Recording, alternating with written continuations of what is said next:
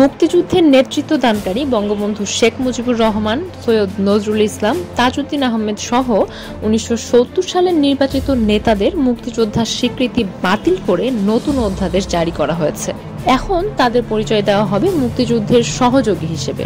গতকাল রাতে জামুকা এই গেজেট প্রকাশ করে।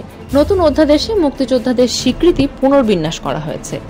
এখন প্রবাসী সরকারের সদস্যদের পাশাপাশি আরও 4 ধরনের মুক্তিযোদ্ধাকে মুক্তিযুদ্ধের সহযোগী হিসেবে চিহ্নিত করা হবে।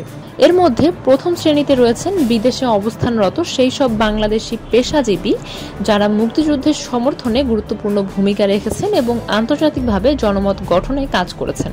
দ্বিতীয় দলে আছেন মুজিবনগর সরকারের কর্মকর্তা, কর্মচারী ও কূটনীতিকরা। তৃতীয় দলে স্বাধীন বাংলা বেতারের শিল্পী কর্মীরা এবং মুক্তিযুদ্ধের পক্ষে সংবাদ পরিবেশনকারী সাংবাদিকরা।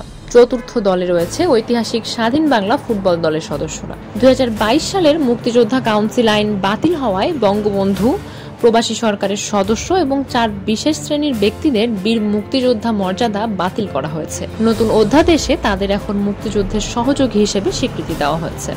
মুক্তিযুদ্ধ মন্ত্রণালয়ের সচিব ইশরাত চৌধুরী জানান, নতুন অধ্যাদেশটি উপদেষ্টা পরিষদের আলোচনা ও আইন মন্ত্রণালয়ের যাচাই বাছাই শেষে চূড়ান্ত করা হয়েছে। রাষ্ট্রপতির আদেশে এটি জারি হয়েছে।